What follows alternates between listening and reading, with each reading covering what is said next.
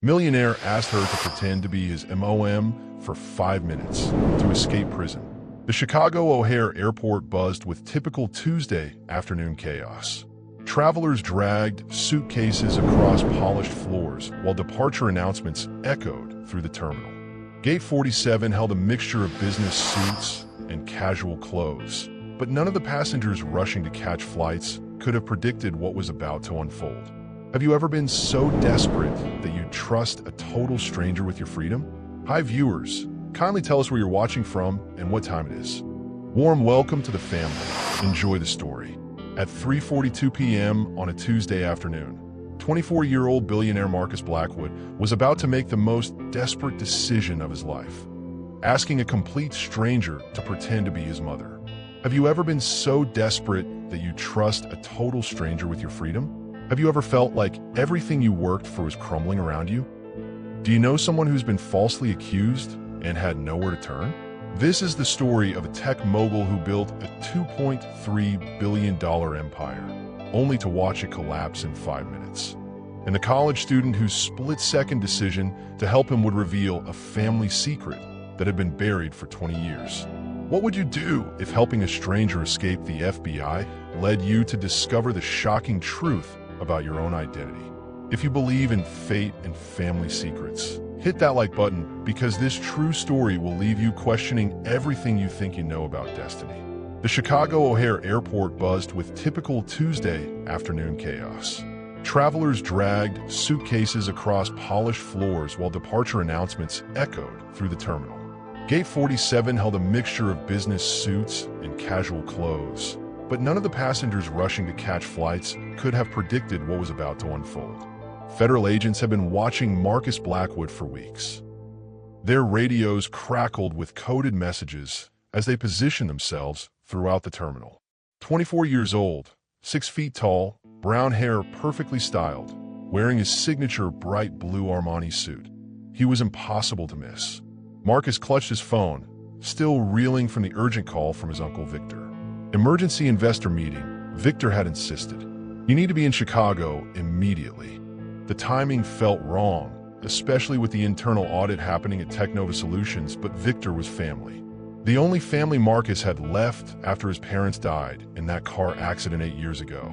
Across the terminal, 19-year-old Zara Williams adjusted her emerald green dress for the 10th time. The scholarship interview had been a godsend, a full ride to continue her computer science degree at Northwestern. She'd spent her last $100 on this flight, money she'd saved from cleaning office buildings until 2 a.m. The irony was brutal. Marcus had built his fortune on technology that connected people across the globe, yet he never felt more alone.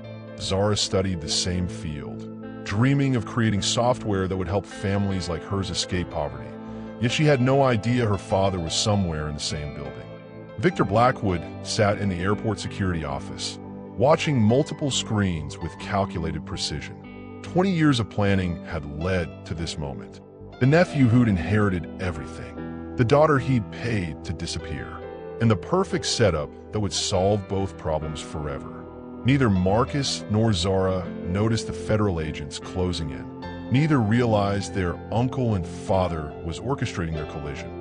And neither could have imagined that 5 minutes of desperate acting would expose a conspiracy that had torn their family apart before they were even born. Now, let me take you back to where it all began. Zara Williams sprinted across Northwestern University's campus, her backpack bouncing against her spine with each hurried step. Third job interview of the week, and she was already 12 minutes late. The October wind whipped through her thin jacket as she dodged groups of students who had time to stroll between classes. Her phone buzzed against her thigh. Mom again. Zara, baby, I hate to bother you during midterms, but the hospital called about those bills. Keisha Williams' voice carried the weight of 20 years of struggle. Medical bills from her diabetes treatment had piled up faster than Zara could count. Between her mother's medication costs and her own tuition, Zara worked 3 jobs that barely kept them afloat. How much this time, Mom? $3,700. They're threatening to send it to collections. Zara closed her eyes, calculating rapidly. Her weekend cleaning job at the law firm paid $200. The campus bookstore gave her 15 hours at minimum wage. Tutoring rich kids in calculus brought in maybe $300 a month. None of it was enough. "I'll figure something out," she promised, knowing her mother could hear the exhaustion in her voice. The interview was for a night position cleaning downtown office buildings. Midnight to 6 a.m., 6 days a week. It would mean sleeping through morning classes, but the pay was double her current rate. Desperation made the choice easy. Zara had been working since she was 14, lying about her age to bag groceries after school. While her high school classmates worried about prom dates, she worried about electricity bills. While they posted Instagram photos from weekend trips, she posted nothing because she was always working. Her dorm room reflected her reality. Secondhand textbooks stacked on a wobbly desk. Ramen noodles lined up like soldiers on a single shelf. A laptop held together with electrical tape that somehow still managed to run the programming assignments that kept her GPA above 3.8. The emerald green dress hanging in her closet was her only luxury. A graduation gift from her high school counselor who believed in her when no one else would. Every young woman needs one dress that makes her feel unstoppable, Mrs. Chun had said. Zara stared at her reflection in the bathroom mirror. Dark circles under brown eyes that held more determination than defeat. Her father had walked out when she was 2, leaving behind only a promise to make something of himself in return when he was successful enough to provide for them. "Daddy's going to come back rich," her mother used to say during the hardest times. "He's going to take care of us." But 20 years had passed. No letters, no phone calls, no rich father returning to rescue them. Zara had stopped believing in fairy tales. She believed in paychecks and scholarship applications. She believed in studying until her eyes burned and working until her feet ached. She believed in taking care of her mother the way no man ever had. The scholarship letter arrived on a Thursday. Full ride, plus living expenses, plus a paid internship. The only catch was an interview in Chicago with a mysterious benefactor who preferred to remain anonymous. Zara read it 3 times before the words sank in. This was her shot.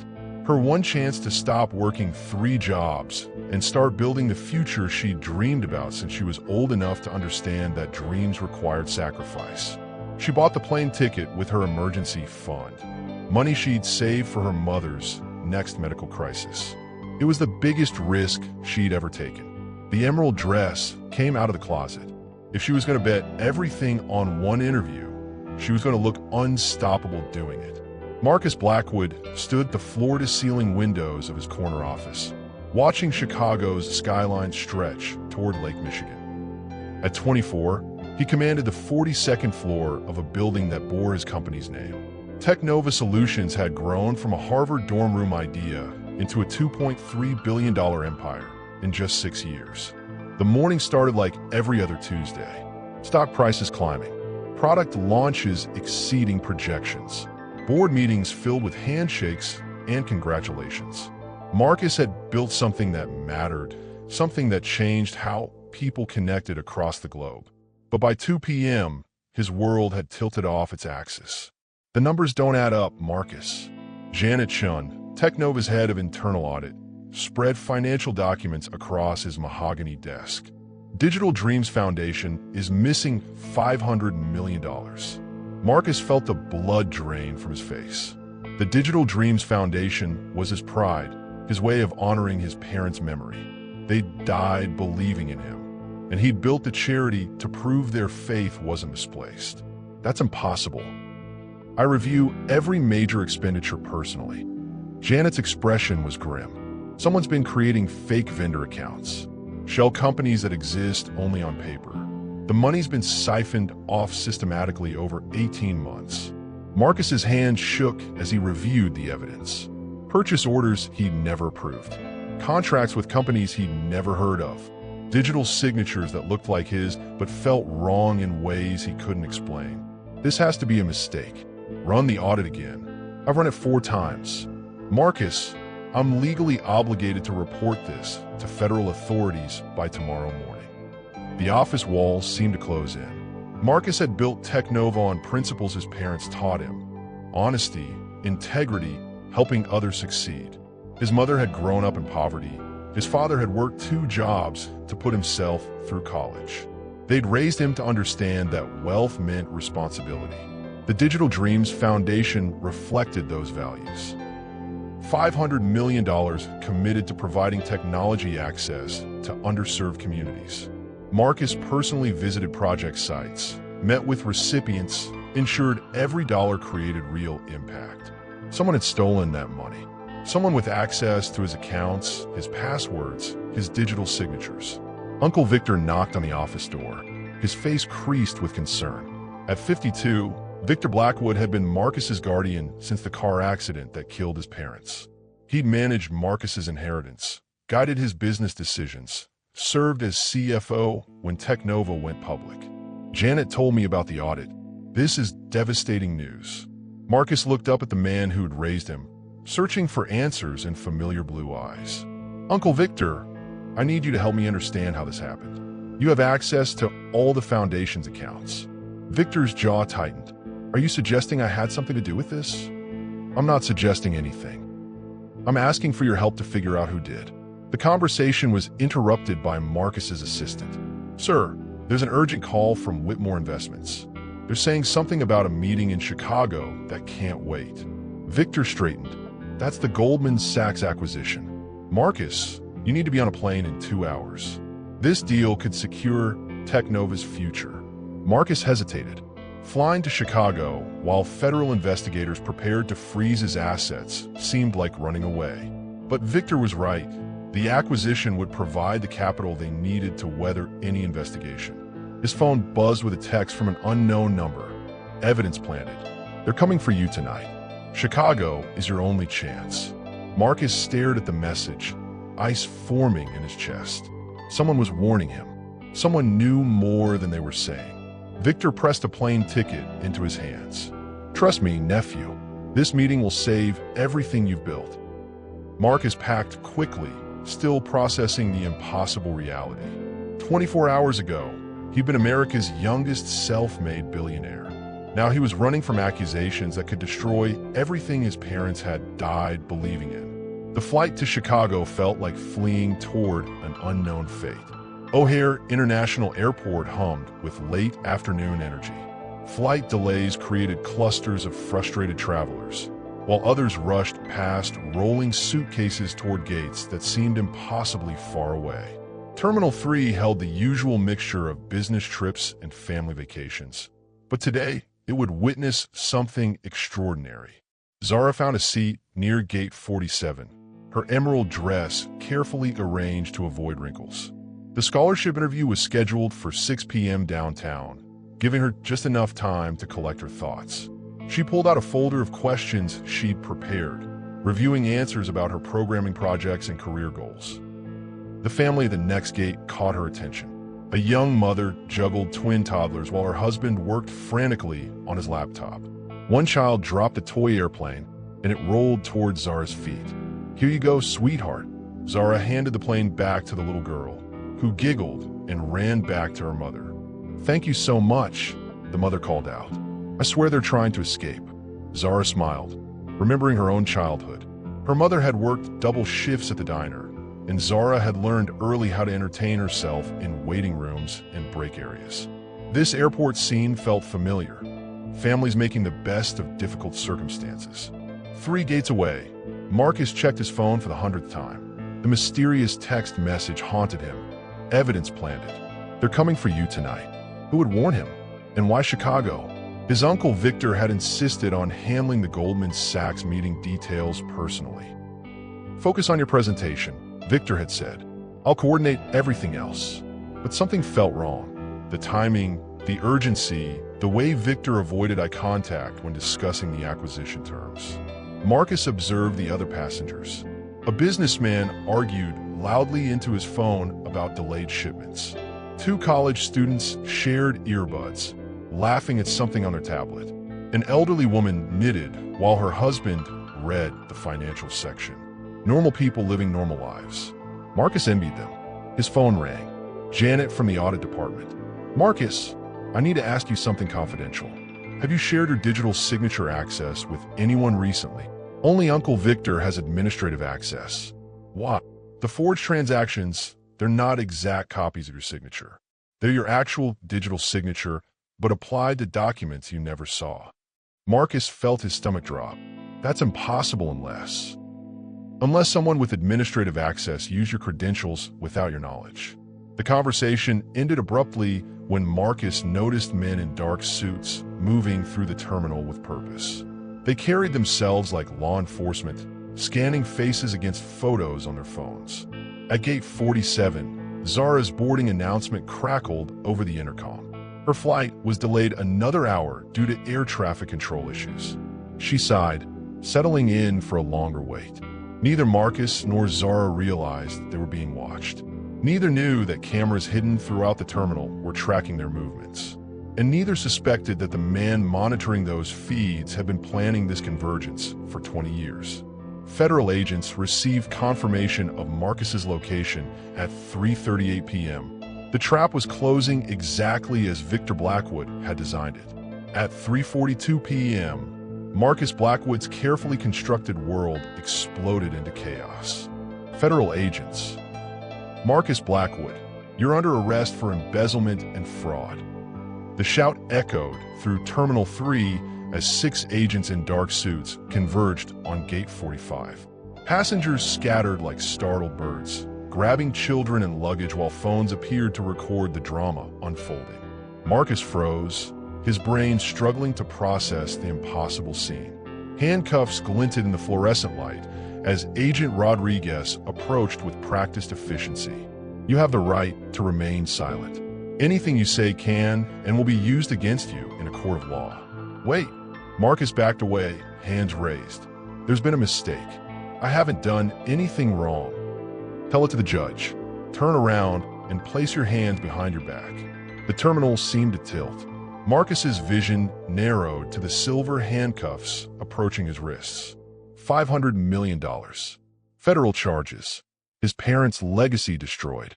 Everything he'd built crumbling in real time while strangers recorded his humiliation. That's when he saw her. Across the seating area, a young woman in an emerald green dress sat with perfect posture, her dark hair catching the afternoon light streaming through tall windows. She was staring at the commotion with wide eyes, but something in her expression wasn't shock or fear. It was recognition. Not recognition of him personally, but recognition of the feeling. The look of someone who understood what it meant to have everything falling apart while the world watched. Marcus made the most desperate decision of his life. He broke away from Agent Rodriguez and ran straight toward the woman in green. She stood as he approached, instinctively understanding that something extraordinary was about to happen. Please, Marcus said, dropping to his knees in front of her chair. I need you to pretend to be my mother, just for 5 minutes. Please. The entire terminal seemed to hold its breath. Federal agents shouted commands. Passengers pulled out phones to record. Security guards moved into position. But Zara Williams looked into Marcus Blackwood's desperate blue eyes and saw something that defied explanation. She saw honesty in the midst of accusation. She saw terror in someone who should have been guilty. She saw a young man who reminded her of herself, fighting against circumstances beyond his control. What did you do? She asked quietly. Nothing. I swear to you, I did nothing wrong. Agent Rodriguez was 30 feet away and closing fast. Sir, step away from the civilian. Zara made her choice. Marcus, she called out in a voice that carried across the terminal. What are you doing here? I thought you were in New York for the board meeting. She moved toward him with the confidence of someone who'd been acting her entire life, pretending everything was fine when bills piled up, pretending she wasn't exhausted when working 3 jobs, pretending she didn't miss the father who'd abandoned them. Marcus stood, understanding instinctively that she was giving him a lifeline. Mom, these men are trying to arrest me for something I didn't do. Arrest you? Zara's voice rose with perfect maternal indignation. Arrest you for what? This is my son, officers. There must be some mistake. Agent Rodriguez hesitated, confusion creasing his forehead. His briefing had mentioned Marcus Blackwood was an orphan. Parents dead in a car accident. No living relatives except an uncle. Ma'am, I need to see some identification. Zara reached into her purse with steady hands. Of course, though I have to say, this is completely ridiculous. Marcus, call your Uncle Victor immediately. He'll sort this out. The mention of Victor's name created a moment of uncertainty among the agents.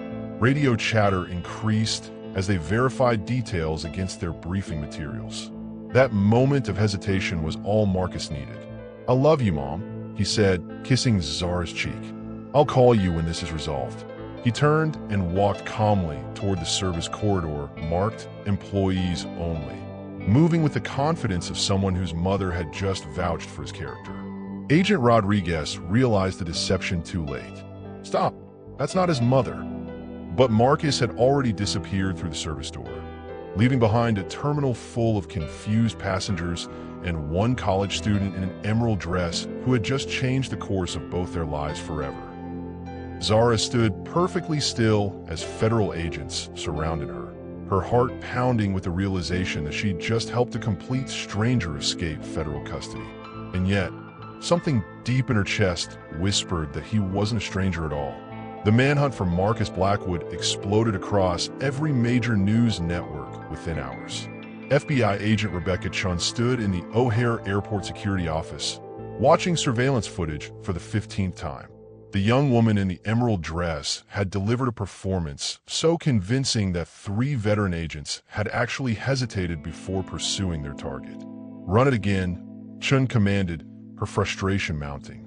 The girl's face was clear in the footage, but her identity remained a mystery that was about to change everything. Meanwhile, in a cramped interrogation room, Zara Williams sat across from 2 federal investigators, her hands trembling as she clutched a paper cup of cold coffee. The emerald dress that had seemed so elegant 12 hours ago now felt like evidence of her guilt. Miss Williams, helping a federal fugitive escape custody, carries a sentence of up to 20 years, Agent Morrison stated coldly. "This isn't a game. Marcus Blackwood stole $500 million from children's charities." Zara's stomach dropped. Children's charities? The man she'd helped seemed genuinely terrified, not like someone who would steal from kids. But doubt crept in as the agents showed her bank records, email trails, and financial documents that painted Marcus as a master manipulator. 40 miles away, in a dingy motel room that reeked of cigarettes and desperation, Marcus stared at his laptop screen in disbelief. His personal bank accounts had been frozen, his credit cards canceled, and every major news outlet was calling him the charity thief billionaire. But the financial records they were showing made no sense. His fingers flew across the keyboard as he accessed Technova's internal systems using a backdoor he'd never told anyone about. What he discovered made his blood run cold. Transactions he'd never authorized. Vendor payments to companies that didn't exist. Electronic signatures that looked like his but contained micro-variations only a forensic expert would catch. Someone had been stealing from his foundation for months, and they'd been incredibly careful about making it look like him. His phone buzzed with a text from his lawyer. "Don't trust anyone. Victor's been asking strange questions about your whereabouts. Something's wrong." Victor, his uncle, his guardian, his most trusted advisor. The man who'd raised him after his parents died. The man who had access to everything. Marcus's hands shook as he called his private investigator. "I need you to run a background check on Victor Blackwood. Everything. Financial records, travel history, personal relationships going back 20 years. "Marcus, that's your uncle. Are you sure? Just do it. My life depends on it." Back in Alabama, Keisha Williams was folding laundry in her small apartment when a news report caught her attention. The name Blackwood hit her like a physical blow. She sank into her threadbare chair, memories flooding back. 20 years ago, a business conference in Birmingham. A charming man in an expensive suit who'd swept her off her feet for one magical weekend. He'd called himself Victor Black, said he was an independent consultant. When she discovered she was pregnant 2 months later, she'd tried every number he'd given her. All disconnected, and the envelope had arrived. $50,000 in cash and a typed note. "This is for the child. Never contact me again. Forget we ever met." She'd kept the money for Zara's future and tried to forget the man who'd abandoned them both. But now, Watching Marcus Blackwood's photo on television, she saw the same striking blue eyes, the same determined jawline. Family resemblance was unmistakable. Keisha reached for her phone with trembling fingers. Her daughter was in Chicago, somehow connected to this mess, and the truth Keisha had buried for 20 years was about to destroy everything. "Zara," she whispered into the voicemail. "Baby, I need to tell you something about your father. Call me back immediately. Don't trust anyone named Blackwood until we talk." In his penthouse office, Victor Blackwood smiled as he watched the news coverage. Phase 1 was complete. Marcus was a fugitive. The girl had played her part perfectly, and soon he'd be on a private jet to a country with no extradition treaty, $50 million richer. He opened his laptop and deleted the last file marked Keisha Williams, contingency plan. Some secrets were meant to stay buried forever, or so he thought. The phone call that would change everything came at 2:17 a.m. Zara had finally been released from FBI custody after 16 hours of questioning, her head spinning with accusations and evidence that didn't add up. She was exhausted, confused, and questioning every decision she'd made in the past 24 hours. "Mama," Zara answered groggily. "It's the middle of the night. Are you okay?" Keisha's voice was thick with tears and 20 years of suppressed guilt. "Baby, sit down. What I'm about to tell you is going to change everything you think you know about our family." Zara's apartment suddenly felt smaller, the walls closing in as her mother's words poured through the phone like a dam bursting. Victor Blackwood, a weekend in Birmingham, $50,000 in hush money. A father who'd paid to make his own daughter disappear. "You're telling me," Zara whispered, her voice barely audible, "that the man I helped escape the FBI is my half-nephew? That his uncle, the one who raised him, is my biological father?" "Yes, baby. And from what I'm seeing on the news, Victor Blackwood has money, power, and connections. If he's capable of framing his own nephew." Zara's mind raced. The airport encounter suddenly made terrifying sense. The way Marcus had approached her specifically. The uncanny chemistry they'd shared during those 5 minutes. The feeling that they'd known each other forever. Victor hadn't just orchestrated Marcus's downfall. He'd positioned his own daughter to be the perfect accomplice. "Mama, I think I was set up. I think we were both set up." Meanwhile, Marcus was getting similar shocking news from his private investigator. At 3 a.m., his phone rang with information that would shatter everything he believed about his family. "Marcus, you need to sit down. Your uncle Victor Blackwood has been living a lie for decades. 20 years ago, he had a relationship with a woman named Keisha Williams in Alabama. She had his child, a daughter." Marcus felt the motel room spinning around him. What does this have to do with? The daughter's name is Zara Williams. She's 19 years old, studies computer science at Northwestern University, and according to airport security footage, she's the girl who helped you escape yesterday. The phone slipped from Marcus's hands. The girl in the emerald dress. The one who'd risked everything to help a stranger. The one whose performance had been so natural, so convincing, that it had fooled federal agents. She was family, his half-niece, and Victor had used her as a pawn. Marcus grabbed his laptop and started hacking into Victor's personal accounts using passwords his uncle had never changed. What he found made him sick. Travel records showing trips to Alabama over the years. Private investigator reports tracking Keisha and Zara Williams. Bank transfers arranging for Zara's fake scholarship interview. The most damning evidence was a recorded phone call between Victor and an unknown associate.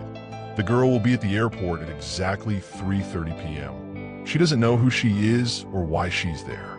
When the agents move on Marcus, she'll be positioned perfectly to help him escape. It'll look like a random Good Samaritan act, but it'll destroy any chance he has of proving his innocence. Who's going to believe he's not guilty when his own accomplice is some college kid he supposedly paid off? Marcus's hands shook as he realized the depth of Victor's manipulation. His uncle hadn't just stolen money.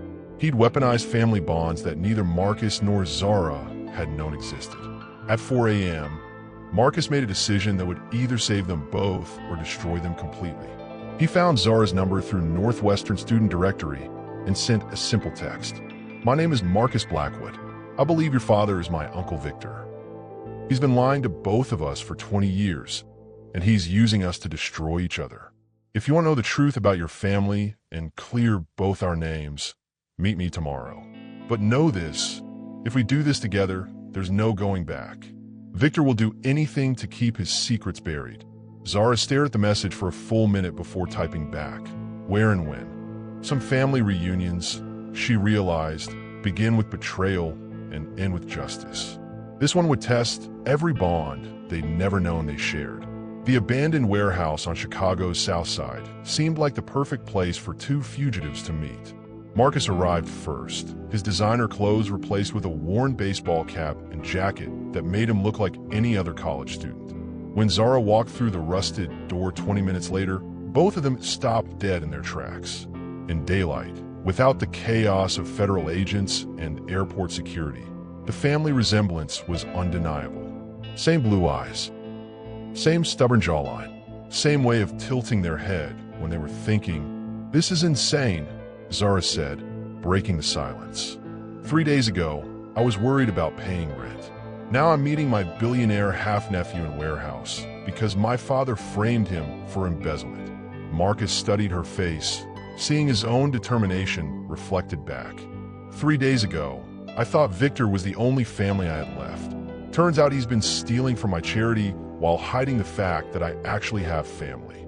They spent the next hour comparing notes, and the picture that emerged was horrifying in its calculated cruelty. Victor had orchestrated every detail. The fake scholarship interview that brought Zara to Chicago, the emergency investor meeting that put Marcus at the airport, even the timing of the FBI raid. He didn't just frame you, Zara realized, her voice growing cold.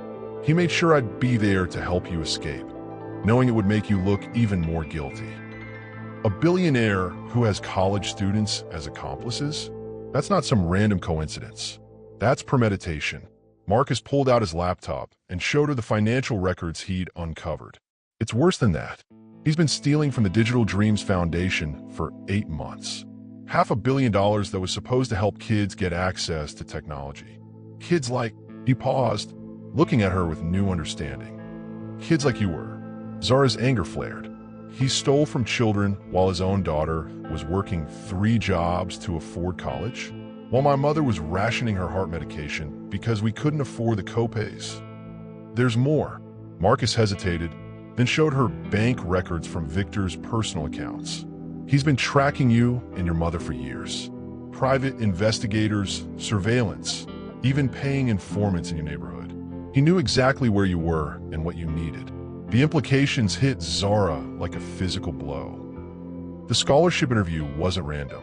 He knew I'd be desperate enough to take any opportunity, even if it meant flying to Chicago with money I didn't have. He's been planning this for months, maybe years, waiting for the right moment to use us against each other. Their planning session was interrupted by Marcus's phone buzzing with an encrypted message from his private investigator. Victor's people are asking questions about the Williams family in Alabama. Your friend's mother might be in danger. Zara's face went white. My mother has a heart condition. If Victor's people show up at her door, we need to get to Alabama. Tonight, the FBI is looking for you in all 50 states. How exactly do you plan to travel 600 miles without getting arrested? Marcus smiled grimly. I still have some resources Victor doesn't know about, but we'll be doing this together, which means if we get caught, you're going down as my accomplice. And if we don't get caught, then we expose everything. The embezzlement, the frame job, the family secrets, all of it. But Victor has 40 years of experience manipulating people and covering his tracks. He won't go down without a fight. Zara stood up, her decision made. My mother deserves to know the truth about my father. Those kids he stole from deserve their money back. And you deserve to have your name cleared. This isn't your fight, Zara. You barely know me. Your family. The word surprised them both with their simplicity. Messed up, complicated, disaster magnet family, but still family. Besides, she added with a slight smile, I've already committed federal crimes helping you escape. Might as well make them count for something. As they prepared to leave the warehouse, neither of them noticed the black sedan parked across the street. with a telephoto lens capturing their every move. Victor's reach was longer than they imagined, and his desperation was growing by the hour. The hunt was about to become deadly. The call came at dawn. Keisha Williams was making coffee in her small Alabama kitchen when her phone rang with a number she didn't recognize. Mrs. Williams? This is Detective Rodriguez with the Birmingham Police Department. We need you to come to the station immediately. It's about your daughter. Keisha's heart stopped. Is Zara hurt? What happened? Ma'am, just come to the station. We'll explain everything when you get here. What Keisha didn't know was that the man on the phone wasn't a detective. He was one of 3 ex-military operatives Victor Blackwood had hired when his carefully crafted plan started falling apart. Men who specialized in making problems disappear permanently. 200 miles away, Marcus and Zara were driving through rural Tennessee in a stolen pickup truck, heading toward Alabama and what they hoped would be answers. Marcus had used his hacking skills to access traffic cameras and police databases, plotting a route that avoided major highways and federal checkpoints. Tell me about your mother, Marcus said, needing to focus on something other than the growing certainty that they were being followed. Zara's voice softened. She's the strongest person I know. Raised me alone, worked 2 jobs, never complained. When I got into Northwestern, she cried for 20 minutes because she was so proud. She's been sick for years, but she never let it stop her from taking care of me. Victor stole from both of you. From her, from all the families like yours that the foundation was supposed to help. How much money are we talking about? $500 million. Enough to provide technology access to every underprivileged school district in America. Enough to pay for your mother's medical care for the rest of her life. Marcus's hands tightened on the steering wheel. Enough for Victor to disappear and live like a king anywhere in the world. Their conversation was cut short by Marcus's phone buzzing with a priority alert from his security system. Someone had broken into his private office at Technova headquarters. The same office where he'd hidden backup evidence of Victor's crimes. They're destroying the evidence, Marcus said grimly. Victor's cleaning house. What about the copies you made? Hidden in 3 different locations. But if Victor's people are moving this fast, it means he's preparing to run. Which means my mother is in danger. Marcus floored the accelerator.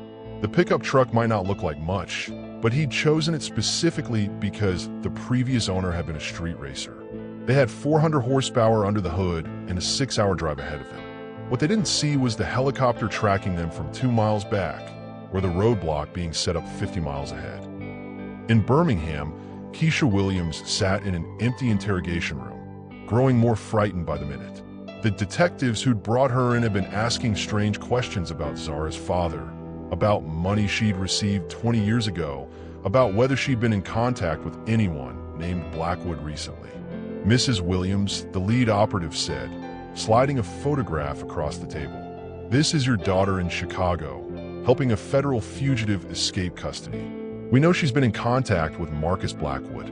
We know you have information about Victor Blackwood. The question is, are you going to cooperate, or do we need to make some phone calls about your immigration status?" Keisha stared at the photo, her heart racing. Zara looked terrified but determined, exactly like she had as a little girl when she decided to help injured animals. Her daughter was in serious trouble, and these men weren't real police officers. "I want to call my lawyer," Keisha said quietly. "I'm afraid that's not an option right now." The man reached into his jacket, and Keisha saw the outline of a weapon. In that moment, she realized that Victor Blackwood's secrets were worth killing for, and her daughter was caught in the middle of a war she didn't understand. 50 miles outside Birmingham, Marcus and Zara's truck rounded a curve and found themselves facing a roadblock that definitely wasn't official police business. The real hunt was just beginning. The roadblock ahead looked official enough to fool most people. Police cars, flashing lights, officers in uniform checking identification. But Marcus had spent enough time around federal agents in the past week to know the difference between legitimate law enforcement and well-funded imposters. "Those aren't real cops," he told Zara, pulling off the highway onto a dirt road just before the checkpoint. "The badges are wrong. The car numbers don't match any Alabama jurisdiction, and they're all carrying the same model weapon. Military contractors." "You mean mercenaries?" Victor hired mercenaries. $500 million buys a lot of silence. Marcus grabbed his phone and started hacking into the fake officer's communication system. What he heard made his blood run cold. Target vehicle has evaded checkpoint. Repeat, targets are in the wind. Implement Phase 3. Move on the mother. Zara grabbed the phone from his hands. Phase 3? What's Phase 3? Marcus's face went pale as he accessed more of their communications. They have your mother. She's not at a police station. She's being held somewhere in Birmingham. Zara, these aren't FBI agents we can outsmart with a costume change. These are professional killers. I don't care. Her voice was steel. She's my mother. She raised me alone for 19 years. She deserves better than dying because of secrets some rich man wanted to keep buried. Marcus studied her face and saw the same determination that had made her help a stranger in an airport.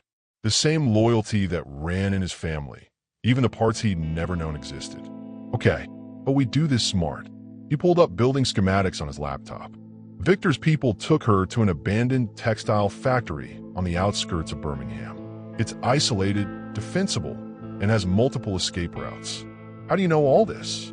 Because I recognize the location from the background noise in their radio chatter. I've been there before. Marcus's expression darkened. Victor took me there when I was 16, right after my parents died. Said it was where our family's textile business started, before we moved into technology. He made me promise to always remember our roots. He was sentimental about a place he planned to use as a prison, where he was already planning this 20 years ago. Victor thinks long-term. They spent the next hour planning their approach. Marcus used his tech skills to hack into the factory's electrical grid and security systems, while Zara studied the building layouts and identified potential rescue routes. What emerged was a plan that was either brilliant or suicidal, depending on your perspective. The power grid for the whole complex runs through a single transformer, Marcus explained. If we can overload it, we'll have 15 minutes of total darkness before their backup generators kick in. 15 minutes to find my mother, get her out, and escape before the lights come back on and they start shooting.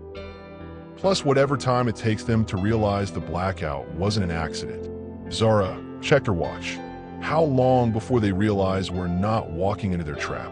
Not long. They probably expected us to drive straight into the roadblock.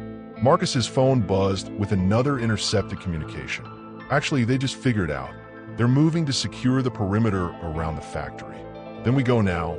As they approached Birmingham, both of them understood that this wasn't just about rescue anymore.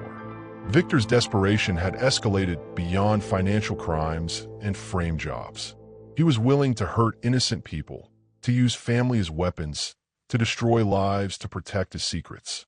Marcus, Zara said quietly as they parked near the factory, whatever happens in there, I need you to know something. When I helped you at the airport, it wasn't just because you looked scared. It was because something inside me recognized you. Family, I guess, even when we didn't know it. I felt it too, like we've been waiting to meet our whole lives. Promise me something. If this goes bad, if they catch us, make sure the truth comes out. Make sure people know what Victor did to all those kids, to my mother, to your foundation. We're both getting out of this alive, Zara. Victor's had 20 years to plan his crimes, but he never planned on us working together. As the sun set over Birmingham, two members of a fractured family prepared to take on the man who'd manipulated them both. They had 15 minutes of darkness, a desperate plan, and the kind of family loyalty that Victor Blackwood had forgotten existed. The final confrontation was about to begin. The abandoned warehouse in rural Alabama felt like a tomb as Marcus stepped through the rusted doorway, his hands raised in surrender. Victor Blackwood stood 20 feet away, one arm wrapped around Keisha Williams' throat, the other pressing a chrome pistol against her temple. The woman who had raised his niece alone for 19 years trembled, but kept her chin high, defiant even in terror. Uncle Victor, Marcus said, his voice steady despite the chaos raging in his chest. Let her go. I'm here. You have what you wanted. Victor's laugh echoed off the concrete walls, hollow and bitter. What I wanted? You think this was about you, Marcus? This was about 20 years of watching you inherit everything that should have been mine. 20 years of playing second fiddle to a boy who never even knew his real family. From her hiding spot behind a stack of shipping containers, Zara pressed her phone closer to her ear, relaying positions to the FBI tactical team positioned outside. Agent Rebecca Chin's voice crackled through the earpiece. 2 minutes out. Keep him talking. You stole from charity funds? Marcus continued, taking a careful step forward. Children who needed computers, families who needed hope, you took that from them. I took what was owed to me. Victor's grip tightened on Keisha, making her gasp. Your father promised me partnership in the company. Instead, he left everything to you in that will.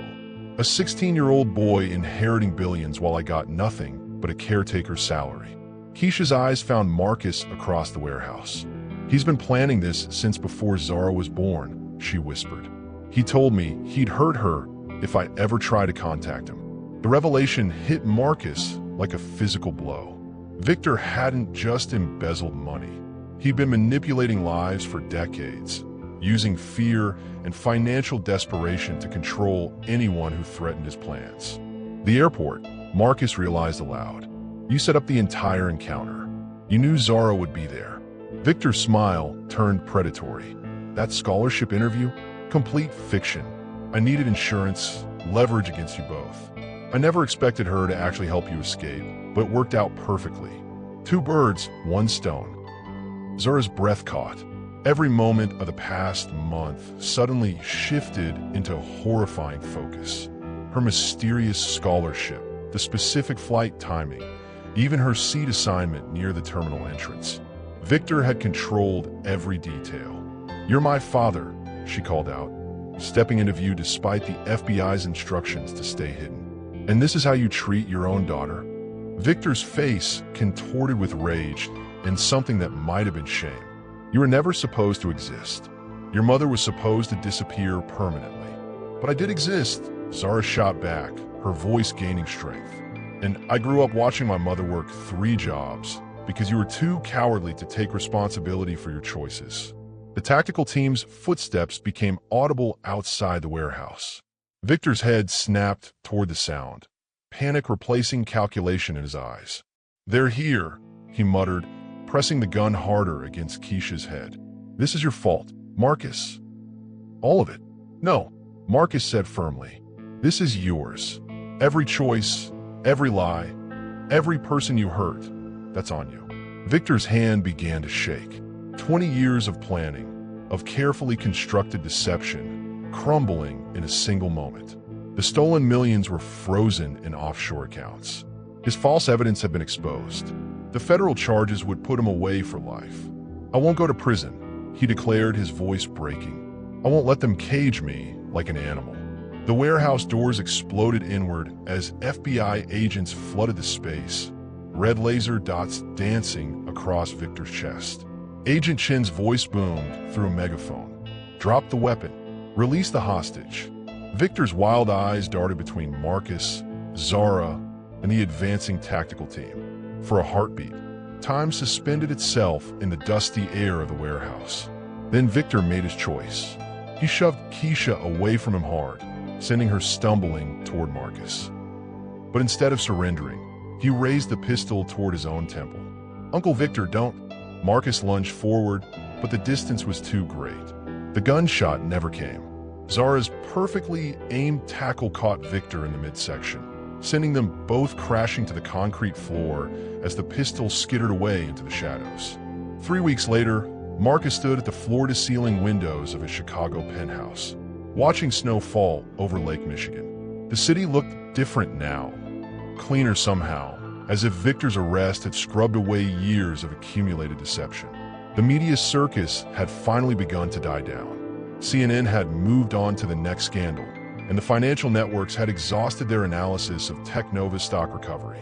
But the personal aftermath continued to unfold in ways Marcus never could have anticipated. The prosecutors are confident about the conviction, his lawyer, David Kim, reported from the leather chair behind him. Victor's facing 47 federal charges across 3 states. Even with a plea deal, he's looking at life without parole. Marcus nodded, but didn't turn around. justice felt hollow when it came at the cost of discovering your family had been built on lies.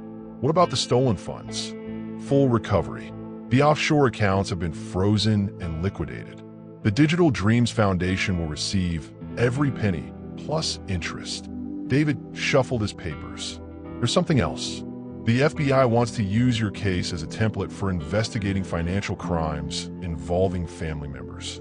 Apparently, uncle-nephew embezzlement is more common than anyone realized. The irony wasn't lost on Marcus. His personal nightmare was becoming a case study for law enforcement. He'd become famous twice, first as a falsely accused criminal, then as the victim who helped expose a multi-decade conspiracy. His phone buzzed with a text from Zura. "Mom's discharge papers are ready. Can you pick us up at 3? Keisha's recovery from the warehouse ordeal had been complicated by stress-induced health issues that required hospitalization. The woman who had spent 20 years hiding from Victor Blackwood was finally learning to live without fear. An hour later, Marcus found himself in the passenger seat of Zara's beat-up Honda Civic, watching his niece navigate Chicago traffic with the confidence of someone who had faced down federal agents and lived to tell about it. "The dean called this morning," Zara said, glancing at him through the rearview mirror. "Northwestern wants to do a full academic scholarship presentation in my honor. Apparently, helping solve a federal case while maintaining a 4.0 GPA looks good on their publicity materials." From the back seat, Keisha laughed, a sound Marcus was still getting used to. The woman who had raised his remarkable niece possessed a warmth that 20 years of struggle hadn't managed to extinguish. "My baby's going to be on the cover of the alumni magazine," Keisha said proudly. "Though I still can't believe she tackled a man with a gun." "I can't believe it either," Marcus admitted. "Where did you learn to tackle like that?" Zara's grin was visible in the rearview mirror. "High school football. I was the only girl on the team junior year." The casual revelation hit Marcus with unexpected force. There were 17 years of his niece's life he knew nothing about. 17 years of achievements and struggles, of small victories and everyday moments that made her who she was.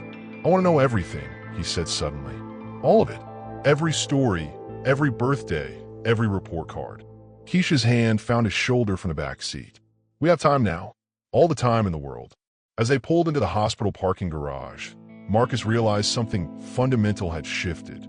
For the first time since his parents' death, he wasn't carrying the weight of his success alone. He had family, real family, not the manipulative substitute Victor had provided. The federal charges would proceed. The media attention would eventually fade. But the 3 people in this car had been forged into something unbreakable by crisis and choice.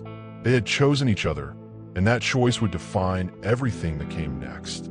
The Thanksgiving dinner that never should have happened was taking place in Marcus's penthouse dining room, complete with a 20-pound turkey that none of them really knew how to cook and enough side dishes to feed a small army. "The cranberry sauce is supposed to be lumpy, right?" Zara called from the kitchen, holding up a wooden spoon covered in what looked more like purple cement than food. "Baby, just open the can," Keisha replied, laughing as she attempted to mash potatoes with a whisk. "Some traditions aren't worth preserving." Marcus surveyed the chaos from the doorway, still adjusting to the sounds of family life filling spaces that had been silent for 8 years. His professional chef had offered to cater the meal, but Zara had insisted they cook together. "It's not about the food," she'd explained. "It's about proving we can create something together without burning the building down." So far, they'd only set off the smoke alarm twice. "Marcus, what does based mean exactly?" Keisha asked, staring at the turkey with deep suspicion. He grabbed the turkey baster from the counter, grateful for the cooking classes he'd taken in college. "Like this, you're essentially giving the turkey a shower with its own juices." "That's disgusting," Zara observed cheerfully. "I love it." The easy banter still felt foreign to Marcus. Growing up with Victor had meant formal dinners and careful conversations, every word measured for potential consequences. This chaotic warmth was everything he'd never known he wanted. His phone buzzed with a text from his corporate PR team. 60 Minutes wants to interview all 3 of you next week. Good for the Foundation's image. Marcus showed the message to Zara, who was now attempting to rescue the cranberry sauce with what appeared to be a hammer. "What do you think?" he asked. "I think we should do it," she said without hesitation. "People need to hear that family isn't just about DNA. It's about who shows up when everything falls apart." Keisha nodded from across the kitchen. "Victor spent 20 years trying to keep us separated. Maybe it's time to show the world what he was really afraid of." The courage in both women continued to amaze Marcus. They'd been through trauma that would have destroyed most people, yet they faced each new challenge with determination that bordered on fearlessness. "There's something else," Marcus said, pulling out an envelope that had been burning a hole in his jacket pocket for 3 days. The lawyers finished the paperwork. He handed the envelope to Keisha, who opened it with trembling fingers. Inside were documents officially establishing a trust fund for Zara's education and living expenses, plus a separate account for Keisha's medical care and housing. "Marcus, this is too much," Keisha whispered, staring at numbers that would eliminate every financial worry for the rest of their lives. "It's not enough," he replied firmly. "Victor stole 20 years from all of us. I can't give those back, but I can make sure you never have to worry about money again." Zara looked up from her cranberry sauce battlefield, tears streaming down her face. "You know what this means, right? We're stuck with each other now. Official family status." "I can live with that," Marcus said, surprised to find his own eyes wet. The timer chose that moment to announce the turkey was ready, sending all three of them into a panic about whether they'd actually managed to cook it properly. As they pulled their potentially inedible masterpiece from the oven, Marcus realized he'd never been happier to face the possibility of food poisoning. Some risks were worth taking, especially when you weren't taking them alone. The Chicago Convention Center had never hosted an event quite like the Digital Dreams Foundation's second annual gala. What had started as Marcus's personal charity project had evolved into something far more powerful. A movement that combined technology access with family reunification services. "Ladies and gentlemen," Marcus said from the podium, looking out at an audience of 1,200 donors, tech executives, and families who had been helped by the foundation's programs. 1 year ago, this foundation nearly died because of one man's greed. Tonight, it's stronger than ever because of what we learned about the power of family. The applause was thunderous, but Marcus's eyes found only two faces in the crowd. Keisha sat at the front table, elegant in a navy dress that actually fit her properly, a far cry from the second-hand clothing she'd worn when they first met. Beside her, Zara was radiant in emerald green, the same color as the dress she'd worn during their airport encounter. "I want to tell you about a young woman named Zara Williams," Marcus continued, his voice gaining strength. "She's brilliant, she's brave, and she saved my life in more ways than one. She's also my niece, though neither of us knew that when she decided to help a stranger avoid federal agents." Laughter rippled through the audience. The story had become legendary in tech circles, but this was the first time Marcus had told it publicly from a personal perspective. "Zara taught me that family isn't about blood or legal documents. It's about who chooses to stand with you when everything you've built is crumbling around you." He gestured to the massive screen behind him, which displayed photographs of families reunited through the Foundation's expanded services. "This year, we didn't just provide computers to low-income families. We helped 847 children find parents who had been separated by circumstances beyond their control.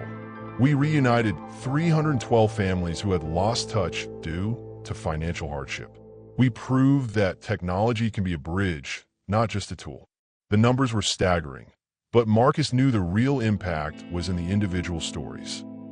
Like Maria Santos, who had found her brother after 15 years of separation, or James Tucker, whose military deployment had cost him contact with his daughter, but who was now reading her bedtime stories over video calls. "None of this would have been possible without the vision of our new co-director," Marcus said, stepping back from the podium. "Please welcome Zara Williams." Zara's walk to the microphone was confident, poised. The frightened college student who had worked 3 jobs to pay for textbooks had been replaced by a young woman who commanded attention without demanding it. "A year ago, I thought family was a luxury I couldn't afford," she began, her voice carrying clearly through the convention center. I was wrong. Family isn't a luxury. It's a necessity that everyone deserves access to. She clicked a remote, and the screen filled with a photograph of herself, Marcus, and Keisha at their disastrous Thanksgiving dinner, all three of them laughing while covered in flour. We don't get to choose the families we're born into, Zara continued. But we do get to choose the families we build. This foundation exists because Marcus chose to trust a stranger in an airport. Because my mother chose to tell the truth after 20 years of silence. Because all of us chose to believe that broken things can be repaired. The audience was completely silent, hanging on every word.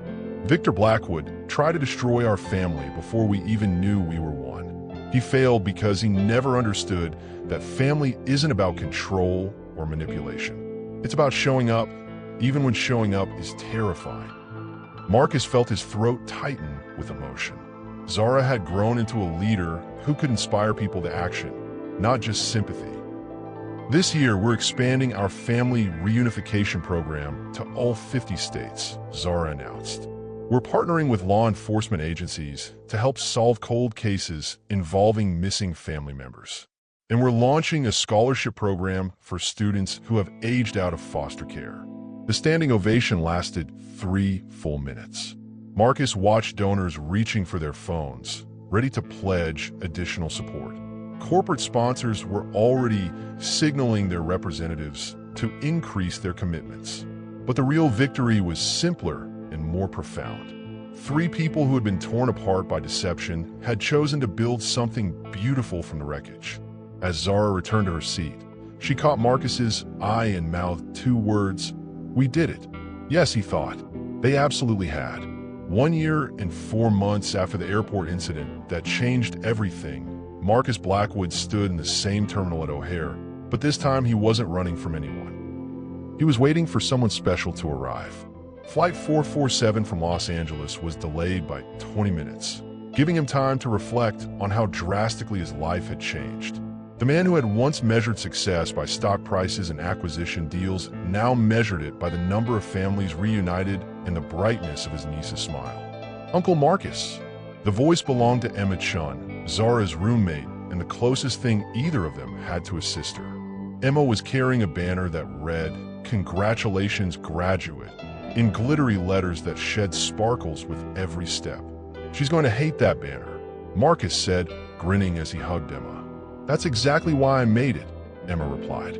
"Someone needs to embarrass her properly." Keisha appeared beside them, radiant with health and pride. The medical treatments made possible by financial security had transformed her from a woman worn down by struggle into someone who looked at least a decade younger. "Flight's landing now," she announced, checking her phone. "Our girl's coming home." Zara's graduation from Northwestern had been everything Marcus had hoped for and more. Summa cum laude, Phi Beta Kappa, and valedictorian of the computer science program. But more importantly, she delivered a commencement speech about second chances that had left half the audience in tears. The passengers began emerging from the gate, and Marcus found himself holding his breath. Even though he'd seen Zara just 3 days ago, the separation felt longer. Family did that to you, made ordinary distances feel like oceans. Then she appeared, wheeling her suitcase behind her and wearing the biggest smile Marcus had ever seen. Her cap and gown were draped over one arm, and her diploma case was clutched protectively in her free hand. "Did you really think I needed a welcome committee?"